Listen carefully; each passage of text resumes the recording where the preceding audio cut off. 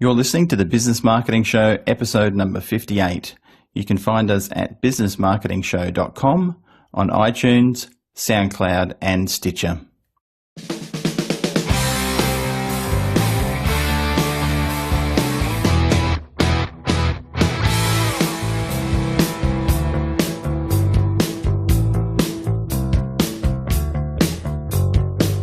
Welcome to the Business Marketing Show.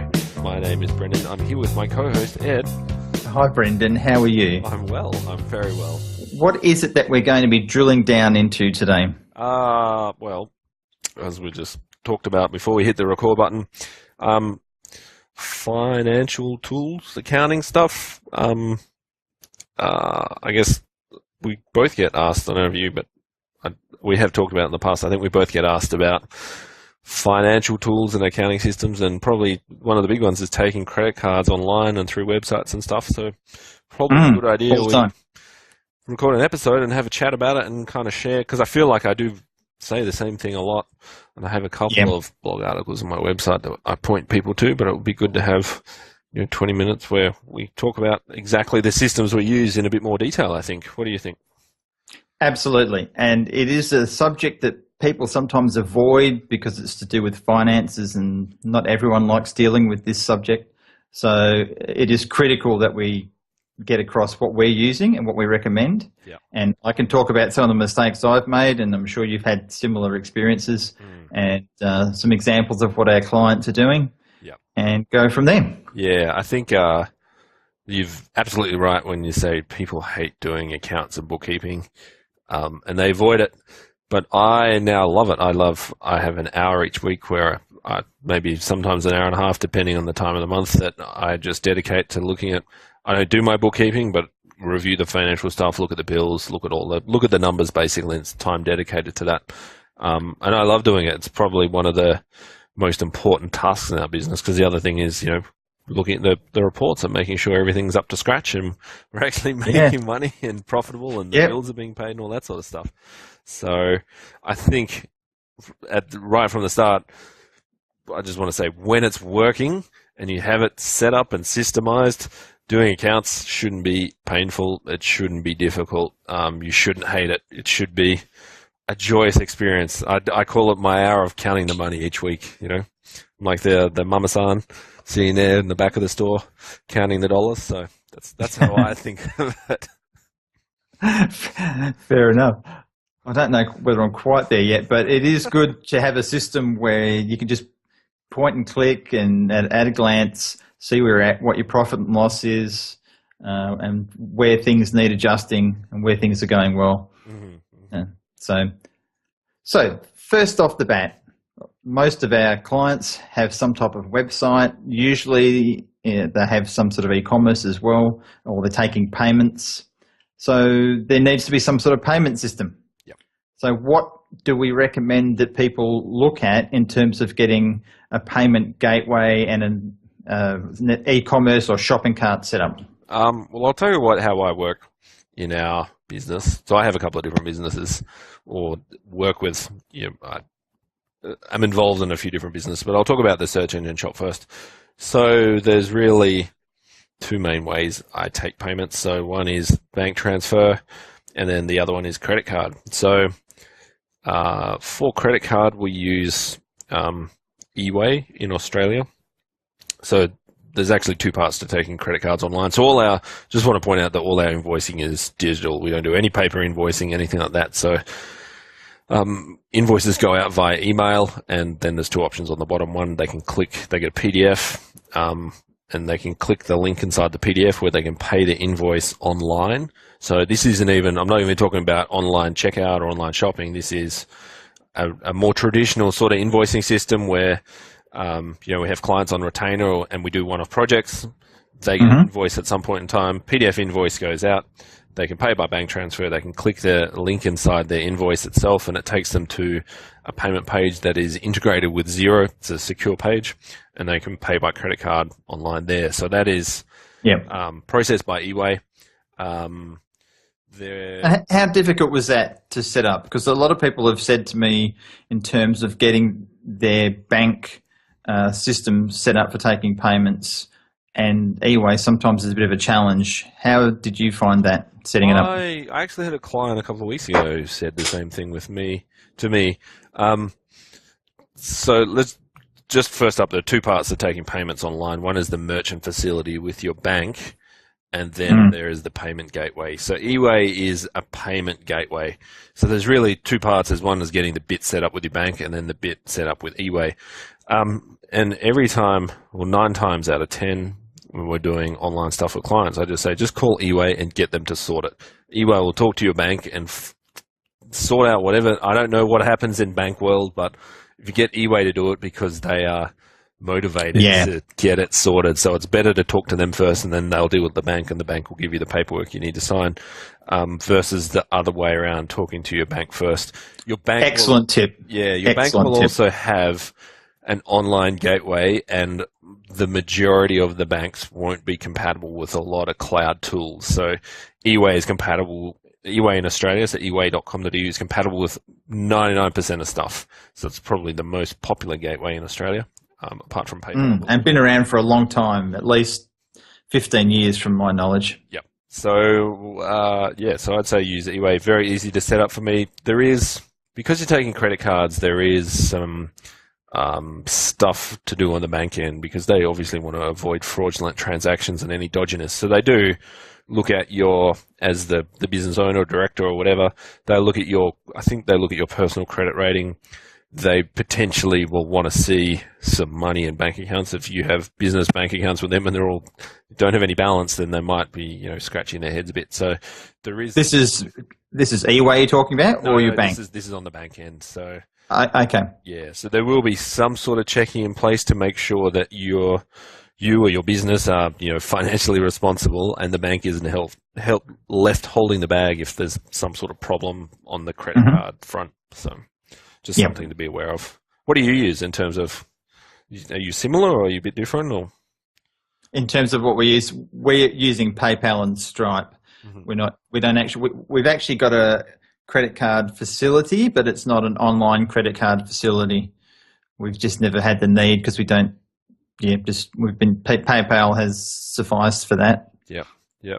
We used to use PayPal, and I think so I say this to clients too, once you get over 20 grand a year of doing PayPal, it becomes more cost effective, because the merchant facility, like the eWay setup with the bank, does cost money. But once you're over 20 grand, it is more cost effective to go with Stripe or go with eWay as well. So okay. Do you want to explain what Stripe is? Because that's another option too.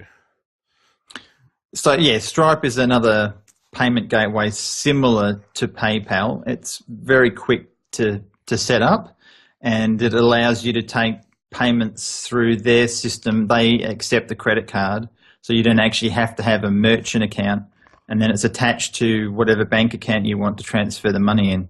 The only downside is they hold the funds for 7 days until they clear, unless that's changed recently, but that's my understanding. And there's a fee. I've forgotten the fees, but it's on the Stripe website. Yep. So it's sort of somewhere in between PayPal and a proper merchant account. That's how I look at it. Yeah, it's like a normal merchant account, but with the ease of the kind of the PayPal setup, where there isn't a huge amount of bank stuff involved. So it's great if you're not doing a large volume of credit cards, or you're just a new business setting up online. So in the search engine shop, we take PayPal as well. I prefer not to, and most of our clients won't use it anyway. They just have a normal credit card. For another online business I'm involved with, we have PayPal and eWay. And I would always say, unless there is a really specific reason not to, if you're an e-commerce business, you should be taking PayPal.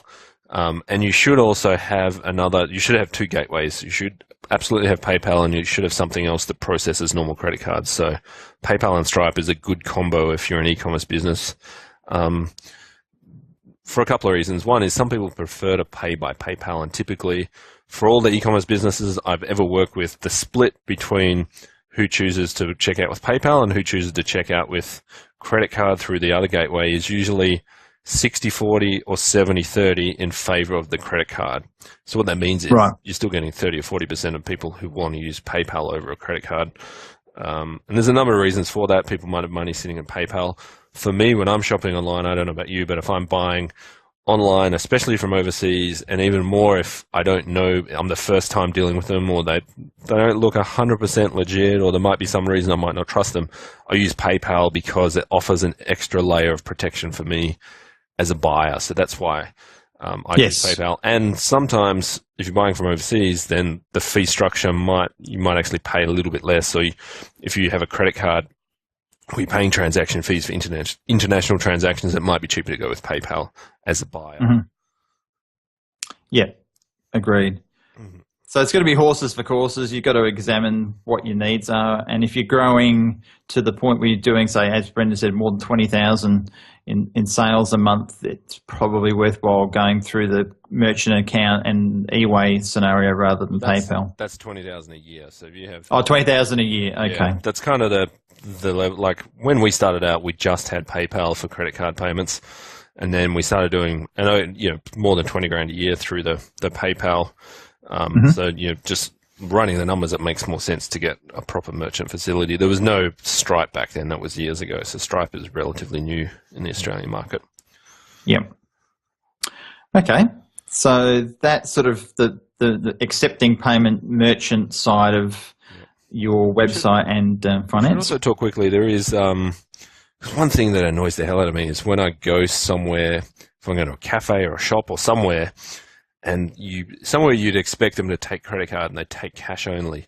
And I find that a huge inconvenience. Yeah. We should probably point out that PayPal and some of the other payment providers, I'm not sure about Stripe, but there are a lot of payment providers who do offer in-person payments that can hook up to your smartphone where you don't need a big FPOS system or a bank merchant facility. So Square is one of them. I think Square's in Australia now. PayPal have something called PayPal Here, where it's an extra device that integrates with your phone. They've had a few different variations of it. I think the one now is they have a swiper that's Bluetooth to your phone, and that allows you to take credit cards in person. So if you are if you're a business that operates in the physical world, like a trades business, for example, there's still no excuse not to take credit cards. You can have something like PayPal Here that hooks up to your phone, and that allows you to take credit cards in person.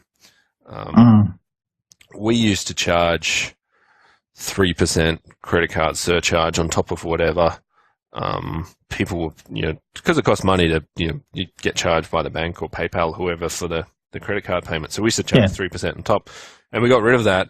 And I found people pay bills faster, and I have less problems like chasing up accounts and that sort of stuff. So while we take a small little hit by not charging the fee, we get money in the door quicker. So that makes it absolutely worth it. So I think now, you can factor that in though, can't you? You can, if you're looking at your pricing, rather than that being an extra cost for you, factor it into your pricing for the client. But it's one less thing that you're exposing them to as an additional cost. So psychologically, they're feeling better because they're not getting stung with the 3% or whatever it is. Yeah. So it's just build it into your pricing. People expect it with credit card today. It's not nice to get ubiquitous extra, and it's hassle to charge the extra % charge or whatever it is to the customer. So just build it into your cost base and offer it. Like that's what customers want. Give it to them. And that's what I was like. My thing here was, it must have been 3 years ago, and I'm like, well, people want to pay by credit card. They want to get their credit card points or whatever it is. So, give the customer what they want, and they'll be happy. So I'm like, okay, well, let's do away with this charge. We'll factor it in. I justified it. We looked at the amount of time we were spending chasing up accounts, and we're like, well, if we save a few hours a week, then this is actually going to be worth it. For whatever that, % charge is, it's like, let's suck it up. We'll spend the money on the bank stuff instead of having to spend it on people and time, and we have a net win at the end of the day. Too true. Yeah, so that's a good idea. Look into that. If you're a mobile business, that sort of functionality and ease of taking payments on the go is awesome from PayPal or other services. So it can give you an edge if your market is known for being a cash-only business, and you take credit cards, then it can be a way to get a leg up on competitors and look a little bit better. And it makes you look really good because the customer gets the receipt sent to them straight away via email, and it's all easily trackable for you and for them. So cool. Sweet. So now that you've taken the money, you've got the money, you need to manage where the money's going and what it's doing. And I thought you were going to talk about spending money. Well, we can. That's a good subject. Is that what that's your wife's job, isn't it? She spends the Oh, money, you make the money. Equally guilty. So I'm trying to be safe there, because if Lois listens to it, I'm in deep doo-doos if I sort of agree with you on that. So I'm just as bad. So, being the chicken that I am, I'm avoiding that one now. So I think having a proper bookkeeping system to deal with your income as a business is really a no-brainer. You've got to have something. Yeah. Some of my clients are still in the dark ages and actually have a physical ledger where they write things down in, which I'm shocked about. But then there's all sorts of different levels. And even I was at a level not that long ago where I didn't have like a cloud-based accounting system or bookkeeping system to do my invoicing and my account tracking all in the one system. I was doing something separately on one computer and had MyOb on another computer, and it was a bit of a mess. Yeah. But then this guy, Brendan, that I know, kept hassling me and said, you've got to use Xero. So let's talk about Xero and other systems. So what is Xero, Brendan? Xero with an X. Yeah. So Xero is a cloud-based accounting system, and I think one of the guys who was involved with MyOb was actually one of the founders of it, I believe. Correct. I love Xero, so we had. You got a T-shirt that says that, don't you? I've seen it. I love Xero. Yeah. No. Oh, that's no. Just rolling out the dad jokes, really. So in the past, we had the IT company, we had MyOb, and we had an online store as well. So MyOb, most people are familiar with MYOB and QuickBooks, probably the two big players in the small business accounting sector. So traditionally, both of those are pieces of software you had on your computer and you had your data file. And I think MyOb might have been a bit worse than QuickBooks, but you had your MyOb data file and you had it basically grew to be a monster over time, and you had years and years of financials in there, and it got super slow. And in the end, we actually had a dedicated server to run our MyOb because it would just run that slowly. So you'd log into this big fat server that had so much computing horsepower just to run MyOb. Wow, that's bad. And yeah, you have all sorts of problems, like certain things only one person can be in MyOb at a time, and all this sort of nonsense. Or you could only have 3 people logged in at once, and because it was expensive too, you're paying I'm sure we were paying $3 or $4 grand a year for the MyOb licenses, and you could only have 3 people in at once, and all this nonsense. So Xero basically solves all of the problems that MyOb had. So it's cloud-based, it's very fast, it doesn't have this issue where as the data grows, it slows down, more than one person can be in it at once. So I love Xero. So when I first started the search engine shop, we had like a basic cloud accounting tool, like everybody starts small. And then Xero came out, so we moved to Xero, and it's awesome. So I can be in there, the bookkeeper can be in there.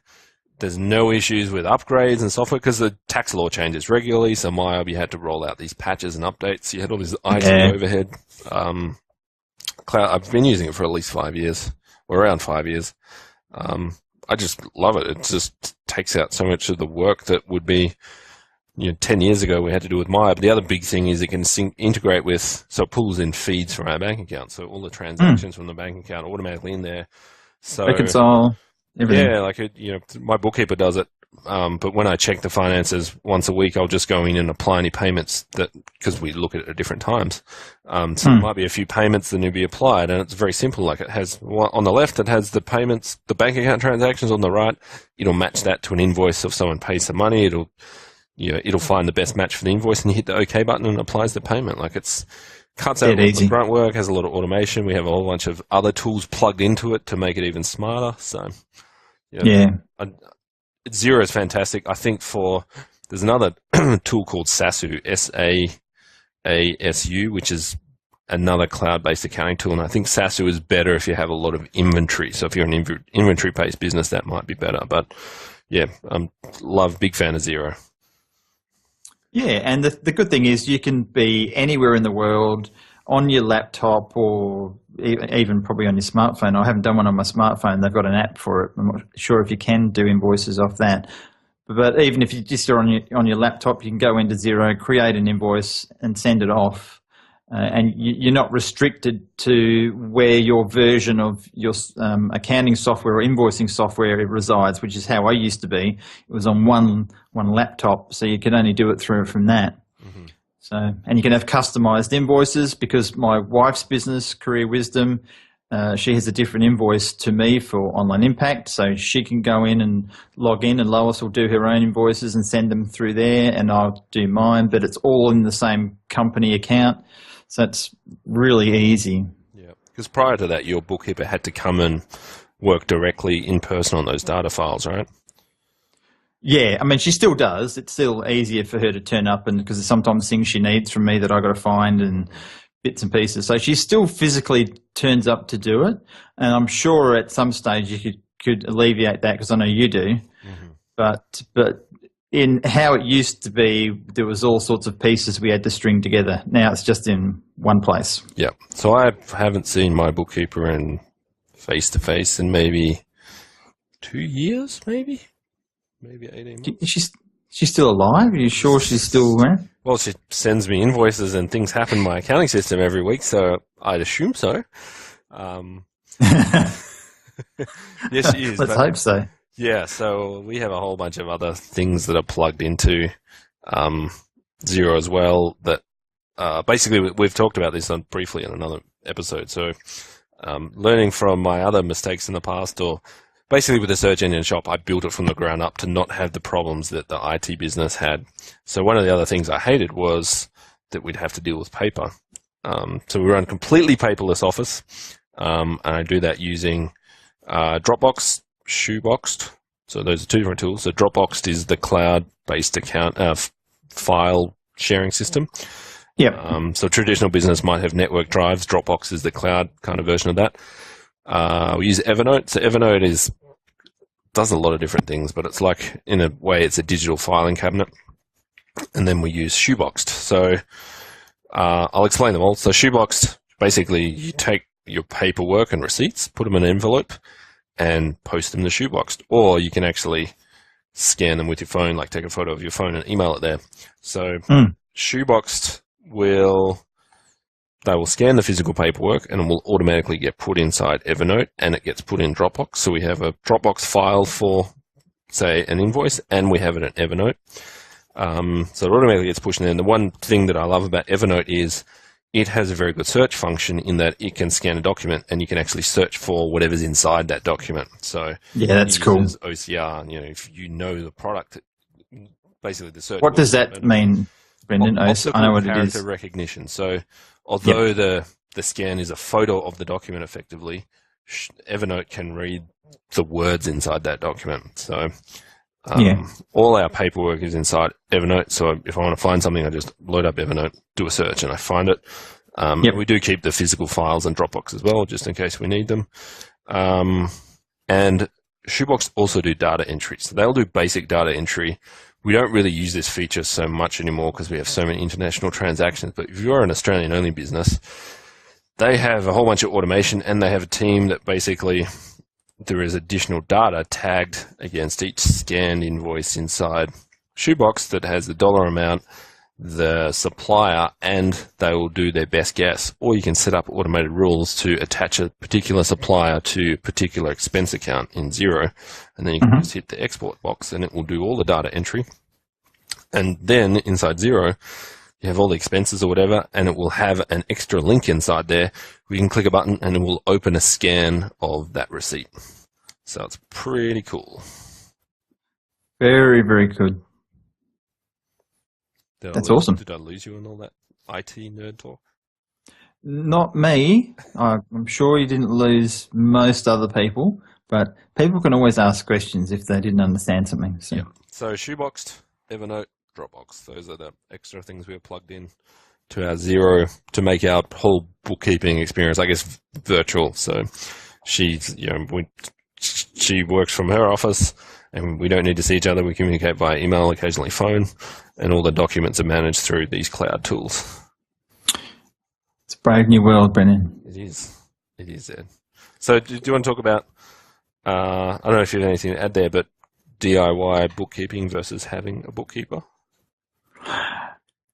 The thing is, if you really like dealing with your numbers and you don't have a complicated process of input of what you're doing, like if you're only just not doing many invoices a month and you don't have any stock to manage, then doing your books yourself with something like Xero is a hell of a lot easier than it used to be. Mm-hmm. So you could save some time. But personally, I just like the fact that the bookkeeper is going over that because they pick up a lot of things that I wouldn't. So, you got to weigh that up. I mean, the cost of the bookkeeper, I'm not sure what you're spending, but we, typically $600 to $1,000 a month for our bookkeeper. Yeah. And that's probably for us, I would never DIY the books because, a bookkeeper specializes in doing that. And that's not my job in business. So my job in our business is, to make sales and, do some of the higher end troubleshooting and technical work. But, that would be, if you're looking to save time in business, I'd say outsourcing your bookkeeping, getting a bookkeeper is probably one of the first things you should do to save time. Also, from a compliance standpoint, like there's, one of the fundamental things about running a business is being legally and compliant with tax and all the laws. Mm. I think unless you are going to spend a lot of time on it, or unless you have some sort of admin or finance background, there's a lot of work that goes into making in Australia, a GST or a BAS submission and all that each quarter. So I don't think as a business person, your time is more valuable. You could spend that time making money and have the bookkeeper, do it for $50 an hour or whatever, and you can make $100 an hour. So I think maybe at the start you might have to DIY it, but once you have some momentum and some business success, I think that should be one of the first things you should have someone doing for you. I think you are crazy if you are doing your own bookkeeping. Like that's agree. How much? And one of the added benefits is when your bookkeeper's doing it and they submit your BAS, you get an extra month to pay it. Oh, really? I didn't know that.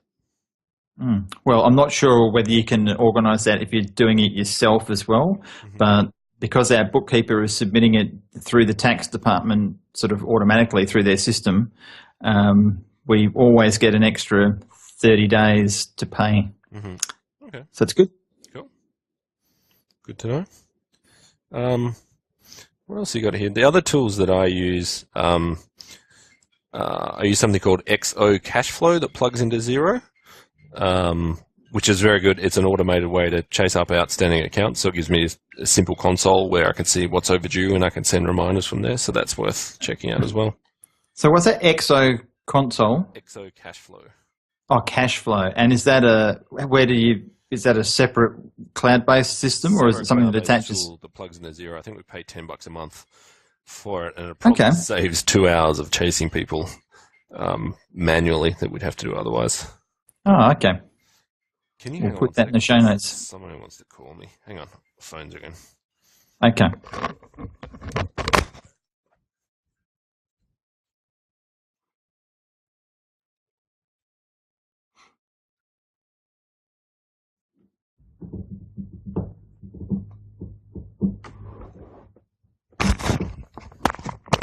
Oh, I missed it. They'll call back. Cool. So what else have we got other than those? That's pretty much it for my accounting stack. One thing I think we talked about on another, maybe we didn't. If you're spending a lot of money overseas or you had a lot of cloud tools, so a lot of our spend is in US dollars. Okay. So one thing that I went and did, I found a couple of credit cards that don't charge you currency conversion fees, and there's no fees for paying for things from overseas.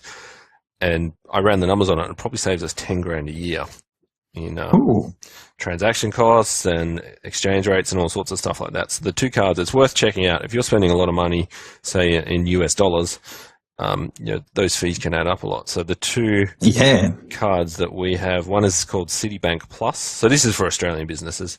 One is called Citibank Plus. So that's just a normal bank account with a Visa debit card attached to it.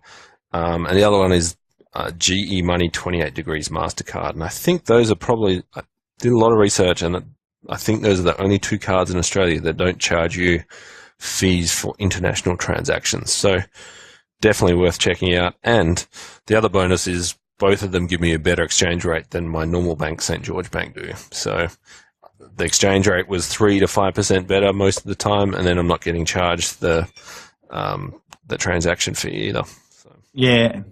So they can add up. We've got a lot of US transaction fees as well, so we'll have to look at that. Mm-hmm. Very cool. Yeah. So there you go. Paid for. All right. That's given people plenty of work to do. If they're not using any of those systems, or they don't have their own, accounting software like Xero that's cloud-based, then it's probably a good time to start looking into that. Mm-hmm. And I'd be very surprised if people don't like the move to that. We have no affiliation with Xero. Let's just say that, to be clear. Yep. Just both happy users of it. So check it out. Cool. All right. All right. Thanks, Brendan. Thanks, mate. We'll catch you next time. Thanks, everyone. See you on the next episode. You've been listening to The Business Marketing Show. You can find us at businessmarketingshow.com, on iTunes, SoundCloud, and Stitcher.